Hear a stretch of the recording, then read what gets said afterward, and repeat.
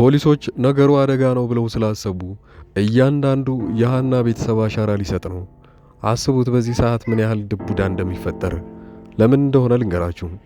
ሃና ጠርሙሱን መጀመሪያውኑ በእጇ ስለነካችው እያንዳንዱ ቤተሰብ እዛ አካባቢ ያለው እንዳለ አሻራ ከሰጡ በኋላ ጠርሙሱ ላይ ካለው አሻራ ጋር ተመሳሳይ ከሆነ ያ ሰው ሊጠረጠር ይችላል ማለት ነው።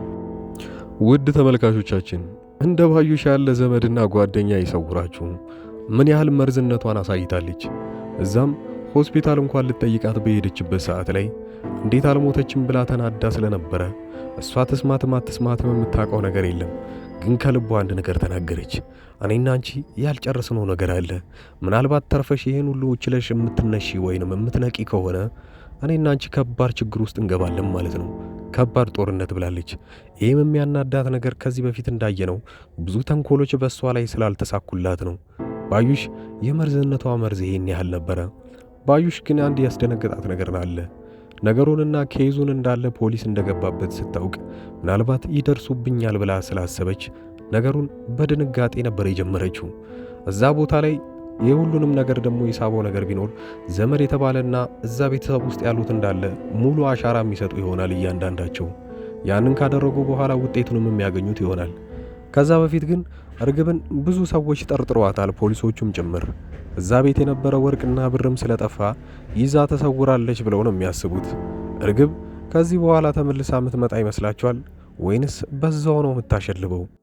የሃና አሳዛኝ ነገሮችን ልንገራችሁ። ሃና እዛ ሆስፒታል ከገባች ጀምሮ ወደ ቤቷ ተመልሳ አታውቅም።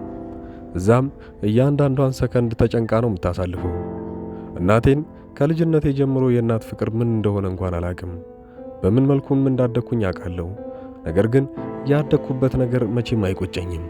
እንደ አባትም እንደ እናትም ያሳደገኝ ኖላዊ አለ። ነገር ግን አሁን ደግሞ እናቴ እውነተኛ እዚህ እንዳለች በሕይወት ሳለች ሳቅ የእናትነት ፍቅሩ በጣም ጨመረ። ለዛም ነው ነቅታ እንኳን አንዴ ብታቅፈኝ እያልኩ በዚህ መልኩ ለራሷ ስታወራ ነበረ። ሃና ብዙዎችን አሳዝናለች በዚህ ሁኔታ ላይ። ለሰከንድም ያህል ሳትለያት አጠገቧ ሆኖ ከአንድ ካሁን ይነቃች እያለች ብዙ ጊዜ ስትጨነቅ አይተናል። ይህም ብዙዎችን በጣም ያሳዘነና ልብ የነካ ነገር ነው። ሃና ብሎ እንኳን ለሃና ብሎ አንዴ ነቅታ ሚላት ትክክለኛ እናቷን በትክክለኛ መንፈስ ብታቅፋትና ምን ያህል ደስታቸው እንደሚሰማም አስቡት። ባዩሽ ማንም አያቀብኝም ብላ ባሰበችበት ሰዓት ነበረ አስር እሷን ጠርጥሯት ብዙ ቦታ እየተከታተላት መስሏት የነበረው። አስር ግን የባዩሽ ሁኔታ ምንም ነገር ስላልጣመው እሱም እሷ ምን አስበሽ ነው አንቺ ቆይ እዚህ የመጣሽው? እኔ ምንም ሳልልሽ ነው እኔን የምታወሪኝ? እንደደነገጠ ሰውም አትሁኝ ሲላት ነበረ። ባዩሽ ተስፋ ቆርጣለች። አስር ስለኔ ሁሉንም ነገር ያውቃል ብላ ስለምታስብ ምንም ነገር እንኳን ቢሆን ብላ ስታስፈራራውም አይተናል። ለአስር ብዙ ነገሮች የተገለጠለት ከዛ በኋላ ነበረ። የእሷን ትክክለኛ ሚስጥርና የተደበቀምን ጥላቸዋንም ጭምር አውቋል። እንደውም ውጪ ላይ ከተምቹ ጋር አብረው ባሉበት ሰዓት ላይ እሷም አብራቸው ስትመጣ ምን እንዳለችና እንደዛተችባቸውም አይታቸዋል። ሌላው ደግሞ በነገራችን ላይ ተምቹ ጓደኛው ወደዛ ጋር የማይቀርበው ወይንም እዛ ብዙ የማይገኘው ከርግብ ጋር ፍቅር ግንኙነት ስለነበረውና ምናልባት ከሷ ጋር የሚያገናኘው ነገር ይኖራል ብሎ ነው የገረመው። ተምቹ ግን የገረማችሁ ነገር እርግብ ስትጠፋ ምንም አልመሰለውም።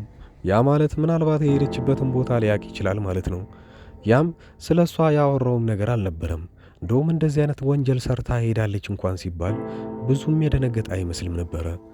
እዚህ ድረስ አብራችሁኝ እየተከታተላችሁኝ ከነበረ ብዙዎቻችሁን ከልብ እያመሰገንኩኝ፣ ቪዲዮዎቼ ግን ከቅርብ ጊዜ በኋላ አንድ ኮፒራይት ስትራይክ ስለመጣበት ለብዙ ሰው እያደረሰው አይደለም። እናንተ ሼርና ኮፒ ሊንክ እያረጋችሁልኝ ወደ ቀድሞ ቦታው እንዲመለስ ከልብ እንድታግዙኝ አመሰግናለሁ። በዚሁ አጋጣሚ የግል ስራዬን እያስተዋወቅኳችሁ አፕሊኬሽኑ ላይ ደግሞ የሚለቀቁትን ቀደም ያሉ ክፍሎችን ለማግኘት አጠር ያለች ቪዲዮ ቱቶሪያል ሰርቼላችኋለሁ። ቪዲዮውን እያያችሁት አፕሊኬሽኑን በቀላሉ እንዴት እንደምትጠቀሙ በዛው የምታዩት ይሆናል። ሰላም ውድ ተከታታዮቻችን እንዴት ናችሁ? ዛሬ በአንዳንድ ልጆች ጥያቄ መሰረት ሀብ ፍሊክስ ላይ ድራማውን ለማየት ከገንዘብ ውጪ ኮይኖችን እንዴት መሰብሰብ እንደምንችል በትንሹ ላሳያችሁ ይዤ መጥቻለሁ። እንግዲህ ብዙዎቻችሁ ቅሬታ የነበረው በዚህ ቦታ ላይ ለማየት እንኳን ጊዜ አላገኘንም እና አንዳንዶቹ አፕሊኬሽኑን አውርደው በምን መልኩ ኮይኑን እንኳን መሰብሰብ እንዳለባቸው ከብዷቸዋልና የተወሰነ ገለጻ ላድርግላችሁ። መጀመሪያ አፕሊኬሽኑን ከፕሌይ ስቶር ላይ እንዳወረዳችሁት በዚህ መልኩ ሴትአፕ ይሆናል። ያው ኖላዊ ቀደም ብሎ የተለቀቁት ክፍሎች እንደዚህ መልኩ ታገኙታላችሁ። ከዚህ ስር ያሉት 85 እና 86 ተለቀዋል። ለምሳሌ አሁን 86 ዩቲዩብ ላይ እስካሁን እኔ እስከማውቀው ድረስ አልተለቀቀም። ፕሮፋይላችን ይህን ይመስላል።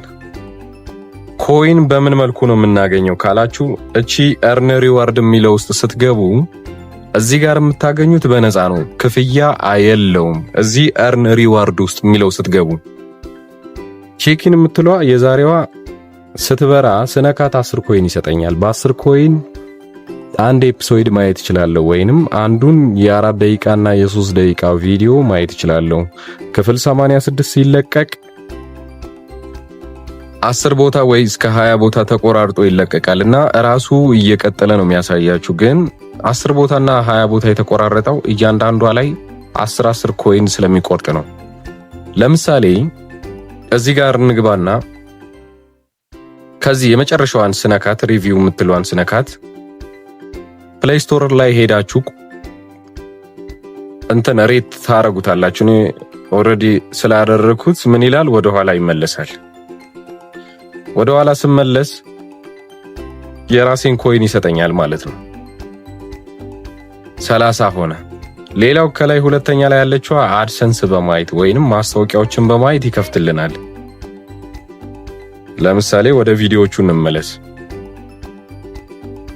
ክፍል 86 እንደምታዩት ሊስት የምትለዋን ስነካት እስከ 7 ተከፍቷል አይደል?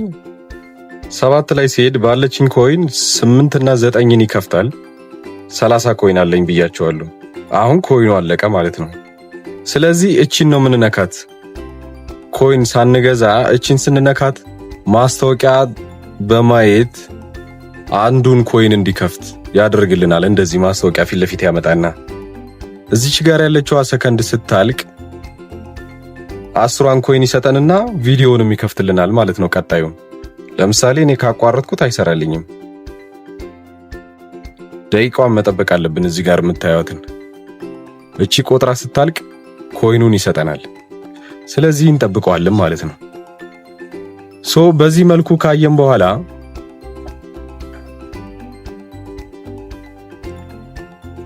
እቺ 5 ሰከንድ ጠብቀን አሁን ኤክስ ማለት እንችላለን።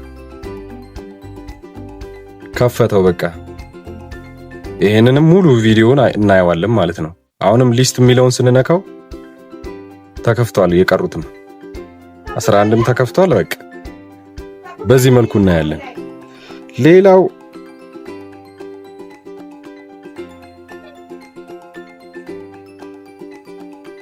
በቀረችዋ ኮይን እንዳለ የተከፈቱትን ካየን በኋላ እዚህ ጋር ያሉት ነገር ምንን ይገልጻሉ?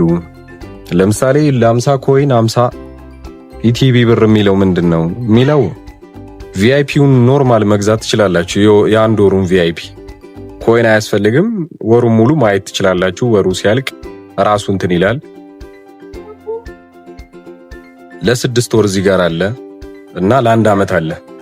ሌላው ለእያንዳንዷ ግን ኮይን መግዛት ትችላላችሁ። ማስታወቂያውን ማየት የማትፈልጉ ከሆነ ለ50 በ50 ብር 5ቱን ክፍል ማየት ትችላላችሁ። 5ቷን ኤፒሶድ። በዚህ መልኩ ይመስላል። ጥያቄ ሌላ ካላችሁ ምናስተናግድ ይሆናል። ሌላው ፉል ስክሪን በምን አድርገን እናያለን የምትለው እዚች ጋር ያለችዋን ስትነኳት ሌላው ኮተት ሳይኖርበት ብቻ ማየት ትችላላችሁ። ስልካችሁን ስትገለብጡት እንደዛው ተገልብጦ ይታይላችኋል ማለት ነው። ይሄን ይመስላል። በዚሁ ላይ ጥያቄ ካላችሁ አብዛኞቻችሁ ግን እያያችሁት ነው። በዚህ አፕሊኬሽን ለምሳሌ 1300 ምናምን ላይክ አለው። ክፍል 85ም በዚህ መልኩ ነበር የታየው መጀመሪያም። በነገራችን ላይ ይሄ አፕሊኬሽን ለኖላዊ ድራማ ብቻ አይደለም የተሰራው። ሌሎች ወደፊት የሲኒማ ፊልሞች ምናምን እዚሁ ላይ ስለሚለቀቁ እነዛ የሲኒማ ፊልሞችም በዚህ መልኩ ቀደም ብላችሁ የምታገኟቸው ይሆናል። ዩቲዩብ ላይ ያልተጫኑ ሌሎች ድራማዎች ይሄን ይመስላል። ሌላው ከኔ ጋር የምንቀጥለው እንግዲህ በዚህ መልኩ ነው። እንደዚሁ ቀደም ያሉት ክፍሎችን እኔ ሪካፕ እያደረጉላችሁ አብረን የምንቀጥል ይሆናል። የአዳዲስ ዩቲዩብ ቻናል ኦነር ነኝ። ስሜ ዙቤር ይባላል። በዚህ መልኩ እንግዲህ አብረን የምንቀጥል ይሆናል። ሌላው እዚሁ ጥያቄ ካላችሁ ቅር ያላችሁም ነገር ካለ ማንኛውም ነገር አስተያየት መስጠትም ይቻላል። ባይ ብያችኋል። ጋር የምታዩቸውን እቃዎች እንዳለ እናንተ ውጭ ሀገር ሆናችሁ እዚህ ኢትዮጵያ ውስጥ ዘመድ ወይንም ጓደኛ ካላችሁ ሰርፕራይዝ ማድረግ የምትፈልጉ ከሆነና ለሱ እንደዚህ አይነት ስልኮችን ሊሆን ይችላል ኦሪጂናል እቃዎችን እዚህ ኢትዮጵያ ውስጥ ገዝቼ ለነሱ ላድርስላችሁ እያልኳችሁ ነው። በዚህ ሁኔታ ላይ እኔ ማማከር የምትፈልጉና ማንኛውም እቃ ሊሆን ይችላል፣ የልጆች ልብስ ሊሆን ይችላል፣ ለበዓል ጊዜ ለነሱ የሚላክ ስጦታም ሊሆን ይችላል። ብቻ ደሴ፣ ባህር ዳር፣ ማንኛውም ቦታ እኔ ልክላችኋለሁ። ታዲያ ይሄንን ሰርቨር ከኔ የምትፈልጉ ከሆነ እዚህ ጋር በማስቀምጥላችሁ ቁጥር ቴሌግራም፣ ኢሞ እና ዋትስአፕ ላይ ልታናግሩኝ ትችላላችሁ። የእምነት ጉዳይ አያሳስባችሁ። እናንተ ከዛ ሀገር ሆናችሁ ለዘመዶቻችሁ ወይንም ለጓደኞቻችሁ መላክ የምትፈልጉትን ማንኛውንም ዕቃ እኔ ልልክላችሁ ተዘጋጅቻለሁ። ታዲያ ከዛ ሀገር ብቻ አይደለም መላክ የሚጠበቅባችሁ፣ እዚህም ይሻላል ብላችሁ ለምሳሌ ስልክ ሊሆን ይችላል፣ ለአንድ ጓደኛችሁ ወይንም ለወንድማችሁ ለዘመዶቻችሁም ሊሆን ይችላል። መግዛት ፈልጋችሁ ግን አሪፍ ዕቃ ይሁን አይሁን የሚለውን ነገር መርጠን በስርዓት አማክረን ከገዛም በኋላ ወደምትፈልጉት ሰው መላክ እንችላለን ማለት ነው። ይሄንም ማድረገው እኔ ነኝ። ታዲያ ይሄን በምናደርግበት ጊዜ በጊፍት መልኩ ከሆነ ለነሱ ሳይነገራቸው እኛ ገዝተን ሄደን ሰርፕራይዝ ማድረግ እንችላለን ማለት ነው።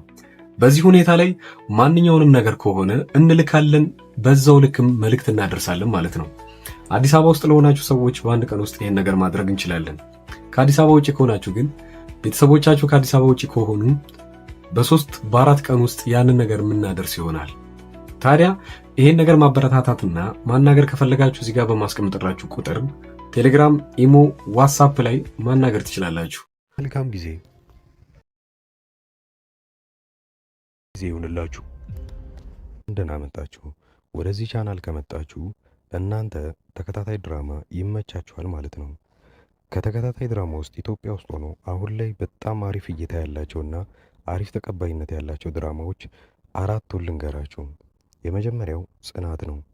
ሁለተኛው ሐረግ፣ ዮአዳን እና ክህደት ናቸው።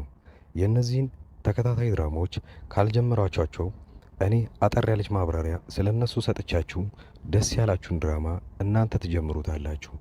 የመጀመሪያው ጽናት ድራማ ብዙዎቻችሁ የምትወዱት ይሆናል። ምክንያቱም ምናልባት ከአረብ ሀገር ሆናችሁ የምታዩ ሰዎች ካላችሁ ይሄ ድራማ ለእናንተ ነው። ጽናት ከሀገር ቤት ወደ ከተማ ትመጣና ወደ ውጪ እስክትሄድ ድረስ አንድ ቤት ውስጥ ተቀጥራ እየሰራች ነው። ታዲያ የቀጠሮ ቀኗን ወይንም የበረራ ቀኗን እየጠበቀችና ብዙ ክፍያ ካደረገች በኋላ ያንን ስትጠባበቅ እዛ ሰራተኝነት የተቀጠረችበት ቤት ውስጥ እየሰራች እያለ አንድ ትልቅ ነገር ይፈጠራል። ከአሰሪው ልጅ ጋር ግንኙነት ትጀምርና ብዙም ሳይቆይ ነገሮቹ ይበላሻሉ። በዚሁ ላይ የሚያጠነጥን ፊልም ነው። ሁለተኛው ሐረግ ድራማ ላይ 2 በትንንሽነታቸው የሚታወቁ በአባት አንድ የሆኑ ወንድማማቾች ነገር ግን ካደጉ በኋላ በጣም ትልቅ ጠላት ሆነው እዛ ላይ የምናየውን ነገር አብረን እናያለን። ፍቅረኛ ይነጣጠቃሉ፣ ንብረት ይነጣጠቃሉ፣ ነገር ግን ወንድማማቾች እንደሆኑ አያውቁም። ሐረግ ድራማ እዚህ ነገር ላይ ነው የሚያጠነጥነው። ዮአዳን አንዲት ምስኪን ሴት በባህል ሀብቶችና በትልልቅ ሰዎች የእሷ የሆነን ነገር ለመንጠቅ ሲሞክሩና እሷ ግን ብልጠትነቷን ከነሱ በላይ የምታሳየቸው ፊልምና ብዙ ታሪኮች ያሉበት አሪፍ ድራማ ነው። ሌላኛው ክህደት ነው። ክህደት የሚለው ፊልም አሁን ላይ በጣም አሪፍ እየታየ ያለ ነው። ክህደት አንድ ጓደኛውን በጣም የሚወዱት 2 ጓደኞች አሏቸው። ታዲያ በዚህ ጊዜ